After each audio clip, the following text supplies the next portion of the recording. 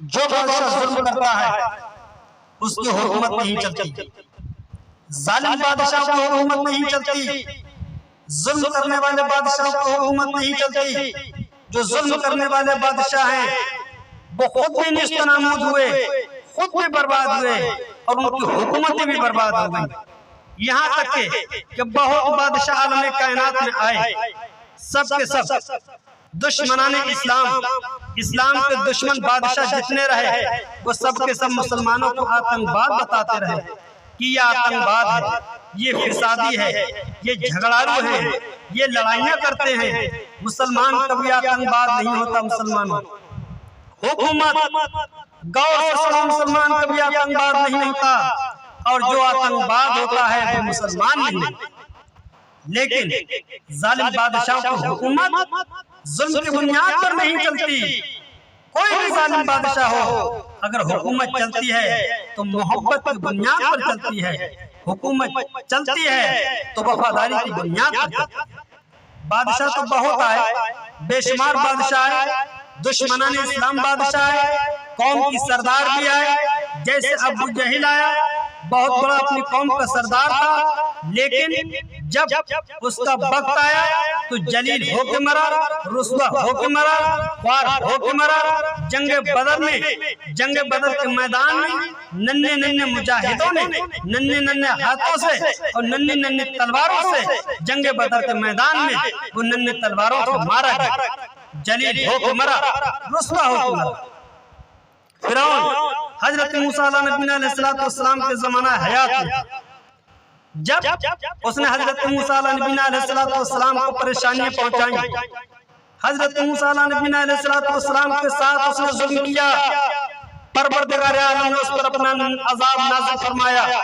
परवरदिगार आलम ने उस पर अजाब नाज़िल फरमाया और उसको अपनी गिरफ्त में ले लिया तो वो दरियाए नील में डूब कर मरा। जिल्लत के साथ दरियाए नील में डूब के मरा, रुस्वा होके मरा, ख्वार होके मरा और जलील होके। समझा?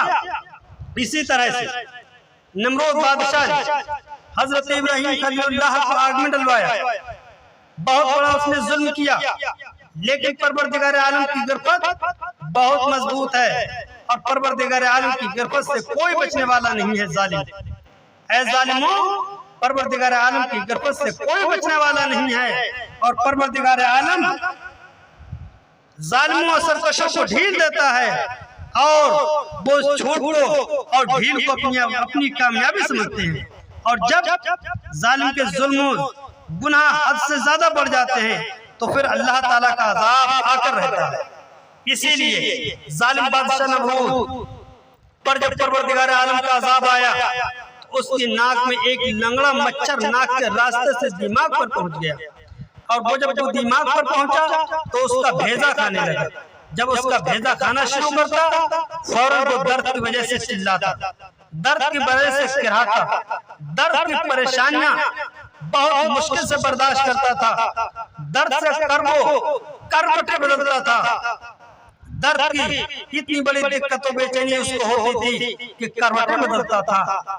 यहाँ तक कि वो मच्छर उसको काटता, उसे बेचैनी के साथ दर्द होता। नमरूद बादशाह झूठा खुदा बन बैठा था। एक हकीम ने उसको मशवरा दिया और वो हकीम शायद उसके झूठे खुदा पर आगा था कि ये झूठा खुदा है, ये असल खुदा नहीं हो सकता, ये तो अल्लाह का बंदा है लेकिन अपने आप को खुदा कहलवाता, अपने आप को सजदा करवाता है। इसलिए उस हकीम ने मशवरा दिया, ऐ बादशाह ऐसा किया जाए कि तू पुराने चमड़े का एक जूता बनवा के ला और उससे अपने सर पर मालिश करवा, यानी उसी पुराने जूते से अपने सर पर पिटाई करवा। जब उससे पिटाई होगी, जब तेरे सर पर मालिश होगी तो उससे कुछ तुझे राहत मिल जाएगी। हुक्म हुआ बादशाह नमरूद का कि फौरन पुराने चमड़े का जूता लाया गया और उसके सर पर एक मुलाजिम, एक नौकर उसका मुकर्रर कर दिया गया ताकि उसके सर पर उस जूते से मालिश करे, यानी उसके सर पर उस जूते से पिटाई करे। और जब उसका मुलाजिम, उसका नौकर जब उसके सर पर, नमरूद बादशाह के सर पर उस जूते से पिटाई करता तो मच्छर उड़ करके एक कोने में बैठ जाता, और जब पिटाई नहीं होती तो फिर उसका दिमाग को खाने लगता।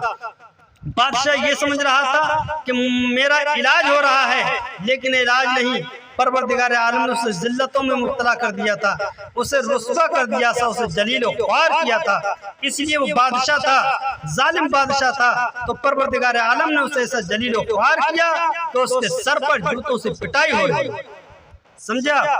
उसके सर पर जूतों से पिटाई हो रही है। ये जालिम बादशाह था, इसीलिए परवरदिगार आलम ने उसके सर पर उसके मुलाजिम से पिटाई करवाई कि देख तू कितना बड़ा जालिम बादशाह है, अब तेरे सर पर तेरा मुलाजिम ही जूतियां मारेगा।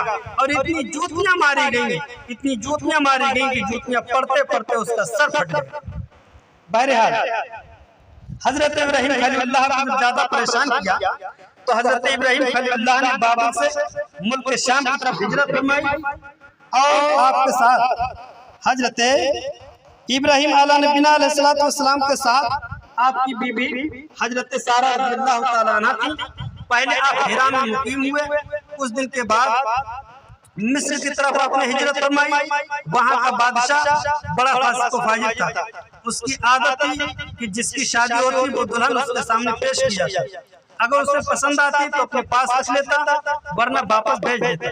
उस बदबख्त बादशाह ने, उस कमीने बादशाह ने हर जानिब आदमी मुकर्रर कर रखे थे कि हजरत इब्राहिम खलीलुल्लाह के साथ आपकी बीवी हजरत सारा रज़ियल्लाहु ताला अन्हा थी, जो हसीन व जमील थी, हुस्न जमाल की पैकर थी। बादशाह को खबर दी गई कि एक मुसाफिर के साथ एक औरत जो बड़ी ही हसीन व जमील है, बड़ी ही खूबसूरत है। जालिम बादशाह ने हजरत इब्राहिम खलीलुल्लाह को और हजरत सारा रज़ियल्लाहु ताला अन्हा को अपने पास बुला लिया। जालिम बादशाह ने हजरत सारा रज़ियल्लाहु ताला अन्हा को देखते ही आप पर फरिश्ता हो गया और हजरत इब्राहिम खलीलुल्लाह को बाहर रहने का हुक्म दिया कि आप बाहर रहो, और हजरत सारा रज़ियल्लाहु ताला अन्हा को बंद कमरे में ले गया। अल्लाह ताला ने कमरे के दर दीवार को शीशे की तरह चमका दिया था कि आपको कमरे के अंदर के सब हालात नजर आते थे। हजरत इब्राहिम खलीलुल्लाह को कमरे के अंदर के सब हालात नजर आते थे। जब जालिम बादशाह ने ख्याल फासिद से अपना हाथ बढ़ाया हजरत सारा रज़ियल्लाहु ताला अन्हा की जानिब, तो उसका हाथ सिल हो गया, यानी उसका हाथ सूख गया। जालिम बादशाह तौबा करने लगा और मजबूर होकर आपसे माफी मांगी और आपसे दुआ की दरख्वास्त। आपने दुआ फरमाई, उसका हाथ दुरुस्त हो गया। फिर शैतान लईन ने वसवसा डाला कि आपकी तरफ जालिम ने हाथ फिर से बढ़ाया, हाथ को दराज किया, तो फिर उसका हाथ सिल हो गया, उसका हाथ खुश्क हो गया, उसका हाथ सूख गया। इसी तरह से जब उसकी नीयत खराब होती और आपकी तरफ जब वो हाथ बढ़ाता तो उसका हाथ खुश्क हो जाता। जालिम बादशाह कहने लगा कि मेरे हक में दुआ करो, मेरे हक में दुआ करो, और मैं अपने आप से माफी मांगता हूँ कि कभी भी बुरी नियत से नहीं करूंगा, आपकी तरफ कभी बुरी नियत नहीं करूंगा और आपको कोई तकलीफ भी नहीं दूंगा, कोई तकलीफ नहीं पहुंचाऊंगा। आपने दुआ की तो उसका हाथ दुरुस्त हो गया। ये सारा वाकया हजरत इब्राहिम खलीलुल्लाह कमरे से बाहर मुलाहिजा फरमा रहे थे, कमरे से बाहर बैठे हुए देख रहे थे। जालिम बादशाह ने हजरत सारा रज़ियल्लाहु ताला अन्हा की करामत देखकर अपनी नेक पारसा कनीज हजरत हाजरा रज़ियल्लाहु ताला अन्हा को हजरत सारा रज़ियल्लाहु ताला अन्हा की खिदमत में दे दिया, और हजरत सारा रज़ियल्लाहु ताला अन्हा ने अपनी नेक कनीज हजरत हाजरा रज़ियल्लाहु ताला अन्हा को अपने शौहर हजरत इब्राहिम खलीलुल्लाह के सुपुर्द कर दिया। अब हजरत इब्राहिम खलीलुल्लाह वहाँ से मुल्क शाम तशरीफ लाए और मुल्क शाम में आपने सुकूनियत अख्तियार कर ली। जब हजरत सारा रज़ियल्लाहु ताला अन्हा से अभी तक कोई औलाद नहीं हुई, इसलिए हजरत सारा रज़ियल्लाहु ताला अन्हा ने अपनी नेक व पारसा कनीज हजरत हाजरा रज़ियल्लाहु ताला अन्हा को अपने शौहर हजरत इब्राहिम खलीलुल्लाह के सुपुर्द कर दी। हजरत इब्राहिम खलीलुल्लाह को 2 कनीज बख्श दी। हजरत इब्राहिम खलीलुल्लाह अला नबीना अलैहिस्सलातु वस्सलाम के शाम में जब आबाद हो गए तो 20 साल का अरसा गुजर गया, आपके कोई औलाद नहीं हुई। तो हजरत इब्राहिम खलीलुल्लाह ने अल्लाह ताला की बारगाह में दुआ की, क्या परवरदिगार आलम तुम मुझे एक नेक बेटा अता फरमा।